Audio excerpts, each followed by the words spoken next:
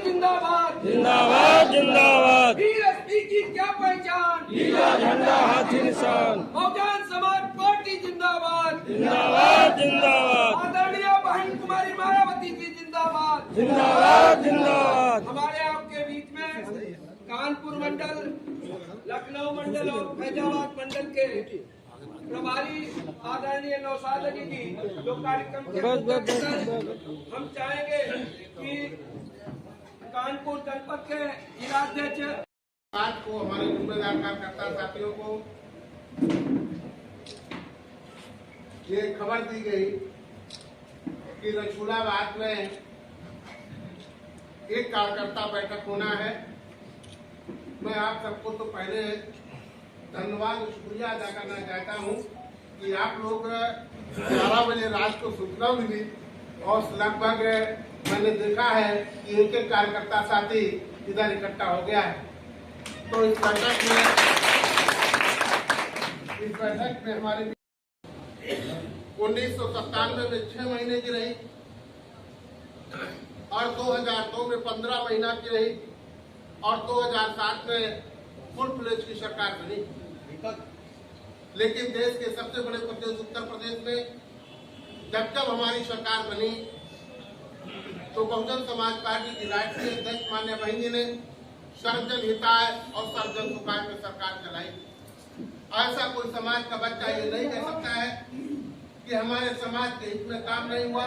चाहे हमारे ब्राह्मण समाज के भाई हो, चाहे हमारे वैश्य समाज के भाई हो, चाहे हमारे विश्वकर्मा समाज के भाई हो, चाहे हमारे पाल समाज के भाई हो, चाहे हमारे वो समाज के साथी, चाहे सविता समाज के भाई हो, जिन समाज को कभी भी भागीदारी सियासत और राजनीति में करने की मौका नहीं मिलता था, उनको भी मान्या बहन जी ने मौका दिया।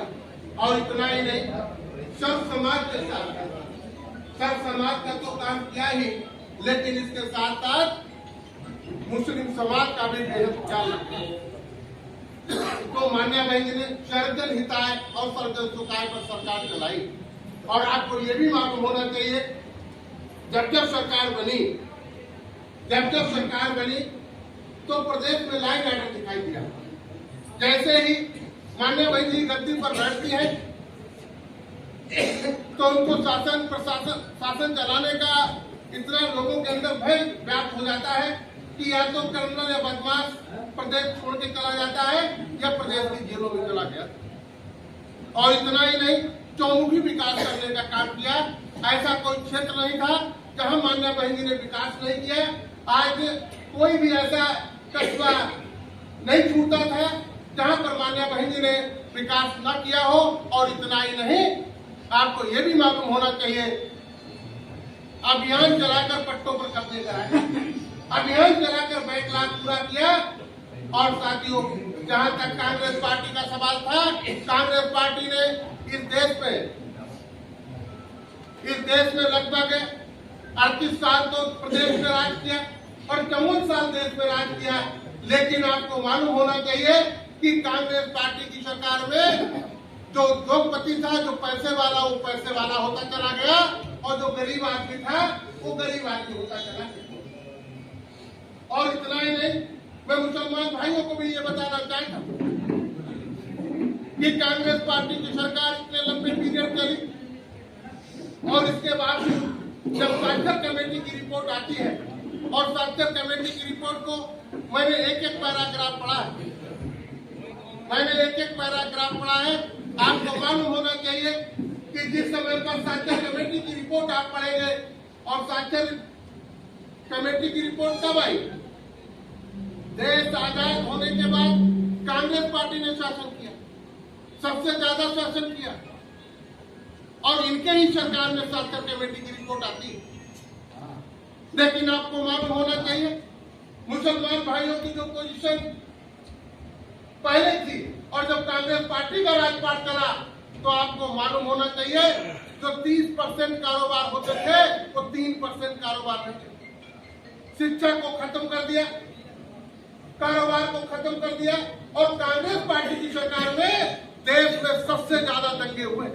आप उठाकर देख लो कि अगर दंगे सबसे ज्यादा हुए हैं तो कांग्रेस पार्टी की सरकार में हुए हैं। और इतना ही नहीं, अगर कांग्रेस पार्टी काम करती तो हमें आज इस प्रदेश में या देश में कोई काम अछूता नहीं है। और साथियों, कांग्रेस पार्टी के बाद अब जहां तक देश का जो सबसे बड़ा प्रदेश उत्तर प्रदेश है, समाजवादी पार्टी ने भी खूब राजपाट किया है। जो मैं आपको ये भी बताना चाहता हूं कि समाजवादी पार्टी की सरकार में श्री अखिलेश यादव जब मुख्यमंत्री थे तो मुजफ्फरनगर सामने का इतना बड़ा दंगा हुआ, शायद इतिहास में इतना बड़ा दंगा नहीं हुआ था। और साथियों को लंबा बताओगे तो इनकी तो हिस्ट्री खुलती ही चली जाएगी। और जहां तक बहुजन समाज पार्टी का सवाल है, मैं वैसे तो सब समाज का काम किया, चाहे आपको मालूम होना चाहिए बहुजन समाज पार्टी की जब सरकार बनी, चाहे हमारे 13 विधायक जीते, चाहे मेरे 68 विधायक जीते, चाहे मेरे 98 विधायक जीते, चाहे मेरे 202 विधायक जीते, जब मान्या बहन जी को देने का पोजीशन बनी, जब देने की पोजीशन बनी तो मान्या बहन जी ने चाहे राज्यसभा भेजा हो, चाहे एनएलसी भेजा हो, सब समाज के लोगों को भेजा, चाहे ब्राह्मण समाज के भाई हो, चाहे वैश्य समाज के भाई हो, चाहे प्रजापति समाज के भाई हो, चाहे सविता समाज के भाई हो, चाहे विश्वकर्मा समाज के भाई हो, और सबसे ज्यादा मुसलमान भाइयों को भी भेजने का काम कर किया तो बहन कुमारी। और मैं आपके सामने खड़ा हूं, जब मान्या बहन जी राज्यसभा विधान परिषद में भेजती है, हमारे कन्नौज के भी साथी बैठे, ये मेरा ये भी जिला ही है, फोटो तक का पैसा पार्टी से जो पैसा आप लोग देते हैं उस पैसे से फोटो खिंचाया जाता है। और साथियों, इतना ही नहीं, मैं आपको थोड़ा और ले जाना चाहता हूं। जब हम देखते हैं, जब समाजवादी पार्टी की बात आती है,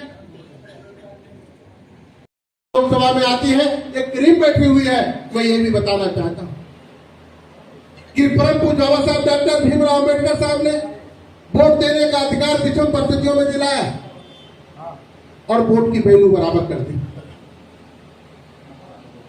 चाहे देश का कोई उद्योगपति वोट डालने जाए या हमारा कोई रिक्शा चलाने वाला, टेम्पू चलाने वाला, खेत में काम करने वाला वोट डालने जाए, वो भी एक वोट डालेगा, कोई 2 वोट नहीं डालेगा। और साथियों, आपको यह भी मालूम है कि एक वोट से माननीय प्रधान हार जाता है, एक वोट से माननीय प्रधान जीत जाता है, एक वोट से माननीय बीडीसी हार जाते हैं और एक वोट से माननीय बीडीसी जीत जाते हैं, एक वोट से माननीय सांसद हार जाते हैं और एक वोट से माननीय सांसद जीत जाते हैं। तो वोट अमूल्य है, वोट की कोई कीमत नहीं है, वोट की कीमत तोड़िया नहीं है, वोट की कीमत साड़ी नहीं है, वोट की कीमत पैसा नहीं है, वोट एक अमूल्य चीज है। वोट अगर आप अच्छी जगह, वोट की कीमत दारू नहीं है, वोट अगर आप अच्छी जगह प्रयोग कर लेंगे तो आपके बच्चों का भविष्य बन जाएगा। नहीं है जहां हमारे लोगों को पट्टे न हुए हो, हर जगह जमीनें दी हैं। अब इस साथियों, लड़ाई राजपाट की है और राजपाट लेना कोई बच्चों का खिलौना नहीं, राजपाट लेना कोई बच्चों का खिलौना नहीं है। और आपको यह भी मालूम होना चाहिए, जहां जाते हैं गठबंधन गठबंधन ये लोग बात करने लगते हैं। मैं आपको बता देना चाहता हूं, 1993 में आपका गठबंधन था। ईमानदारी निष्ठा के साथ अपने काम में लग जाना है। और 2019 में भी जो सीटें जीती थी, 10 पार्लियामेंट मेंबर हमारे जीते थे, लेकिन 10 पार्लियामेंट मेंबर वहां पर जीते जहां पर समाजवादी पार्टी का वोट ही नहीं था। आप उठाकर देख लो, वो सीटें जीत गए जहां पर मुसलमान एससी मिलाकर ही 62% वोट होता है। उन सीटों को मैं जीता। और आपको मालूम है, माननीय बहन जी ने ट्वीट भी कर दिया है कि दमखम से हम पूरे देश में चुनाव लड़ेंगे। और आप लोग इधर बैठे हुए हैं, कोई कार्यकर्ता जो इधर बैठा आज इधर आए, क्योंकि 11 बजे रात को सूचना हुई है, नहीं तो यह संख्या समाती नहीं।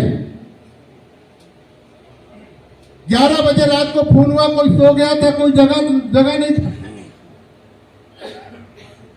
लेकिन ये क्रीम है मेरी, ये क्रीम है और चुनाव का बुगुल बच चुका है। और पैसे तो आप लोगों ने बहुत काम का डाला है। मैंने देखा है ऐसा कोई सेक्टर नहीं बाकी है जिस सेक्टर में मेरी बैठकें ना हो चुकी हो। लोग कहते हैं बहुजन समाज पार्टी के बारे में जो मर्जी से बोलने लगते हैं। मैं आपको बता देना चाहता हूं, बहुजन समाज पार्टी वो पार्टी है न खत्म हुई है न कभी खत्म होगी। ये विचारधारा है, ये विचारधारा है, अंबेडकरवादी विचारधारा है। और साथियों इतना ही नहीं, 2022 में मैंने देखा कि 2022 में जो चुनाव था, जो 2022 का चुनाव था, वो ऐसा चुनाव था, मेरा दामाद भी लड़ रहा था कानपुर नगर से, सरोजनी नगर इस विधानसभा से, अकेला था। लेकिन पूरे प्रदेश में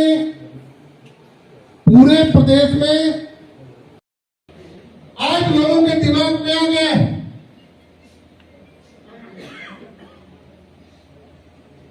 और साथियों चुनाव होने जा रहा है, आपको दिखाई देगा। मुझे भी 34 साल पार्टी में काम करते हो गया है। हम लोगों को मनोबल बढ़ाकर काम करना है और लक्ष्य टारगेट ले लेना है कि आप लोगों ने एक सेक्टर में बैठक कर ली। ऐसा कोई सेक्टर नहीं है जिसमें बैठक करना नहीं हो। लेकिन उस विषम परिस्थितियों में भी 2022 में भी हमको 12 से 13% वोट मिला। इसके बाद जब आजमगढ़ चुनाव होता है तो हमको 30% वोट मिल जाता है। फिर मेयर और नगर पालिका परिषद का चुनाव होता है तो बहुजन समाज पार्टी को 18% वोट मिलता है। अब लोकसभा का चुनाव होने जा रहा है, लोकसभा का चुनाव होने जा रहा है। आप लोग तैयार कर लो। वाकई अगर अपने बच्चों का भविष्य चाहते हो, वाकई अपने परिवार की भलाई चाहते हो, तो आप लोग तैयार कर लो।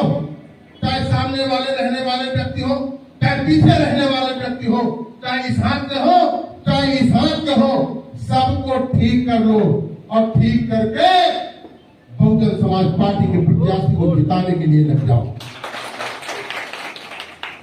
और जब हम लोग ठान लेंगे, जब हम लोग तैयार कर लेंगे कि हमें प्रत्याशी जिताना है, प्रत्याशी जब जीतता है जब कार्यकर्ता अपनी ताकत झोंक देता है।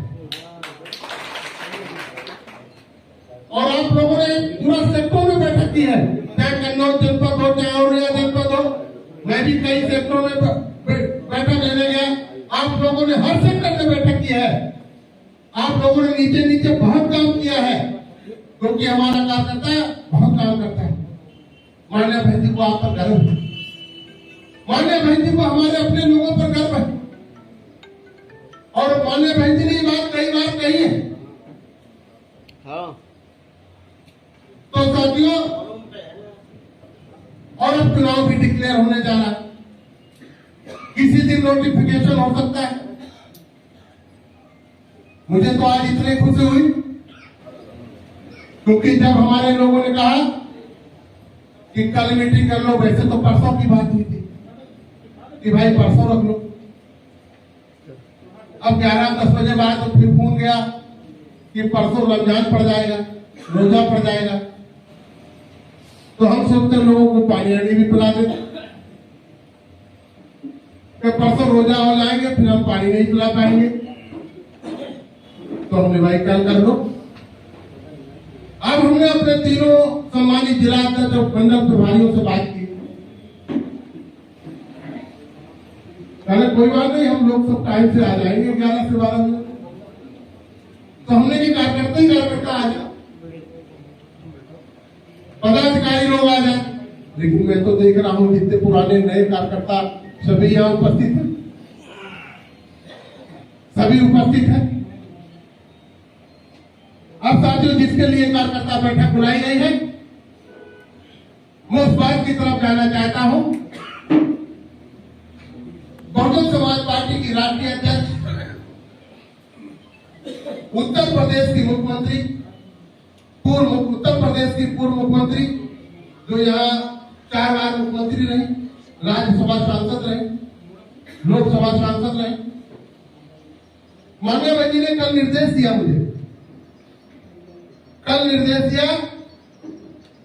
कि आप उधर कार्यकर्ताओं की बैठक बुलाकर ये मेरी बात को जाकर बता दो। जो कन्नौज लोकसभा है, इसमें 5 विधानसभाएं आती हैं, रसूलाबाद, बिधुना, और कि उधर जाके सभी कार्यकर्ता साथियों को बता दो कि 2024 का जो लोकसभा चुनाव होने जा रहा है, इसमें ईमानदार कार्यकर्ता और जो रसूलाबाद से नगर पालिका टाउन एरिया से 3 बार चेयरमैन है, पूर्व चेयरमैन जनाब अकील अहमद उर्फ पट्टा को उधर का लोकसभा प्रभारी और प्रत्याशी बनाया जाता है।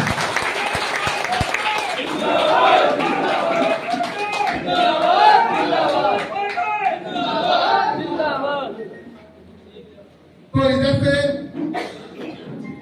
ये चुनाव लड़ेंगे और मैं इनको धन्यवाद और शुक्रिया।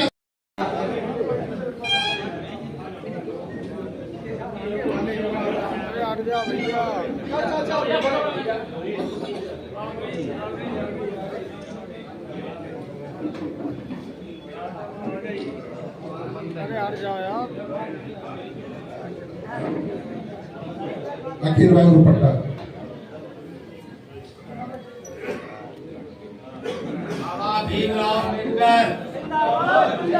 हमारी मायावती जिंदाबाद, हम सबके मार्गदर्शक हमारे भाई नौसाद भाई की सारे मानक पूरे करेंगे। आप लोगों से भी अपेक्षा करते हैं कि आप भी हमको मार्गदर्शन करते हुए हमारी मदद करते रहे। धन्यवाद।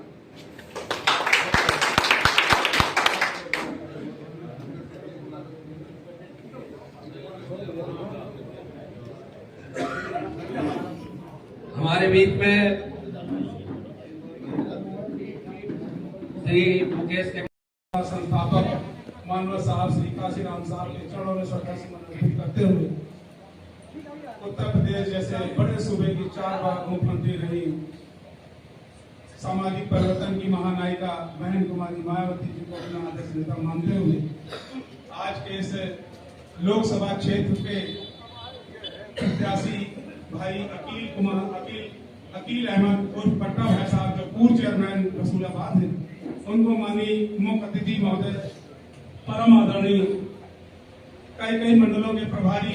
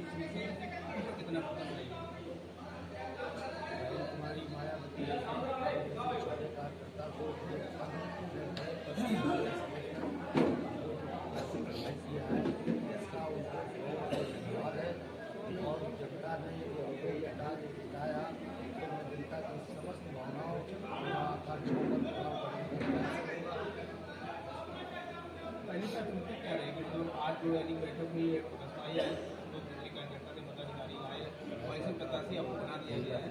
पहली मूवमेंट क्या रहेगी, क्या अपने आप को फोकस बनाएगी? हमारी जो चुनाव की उम्मीद है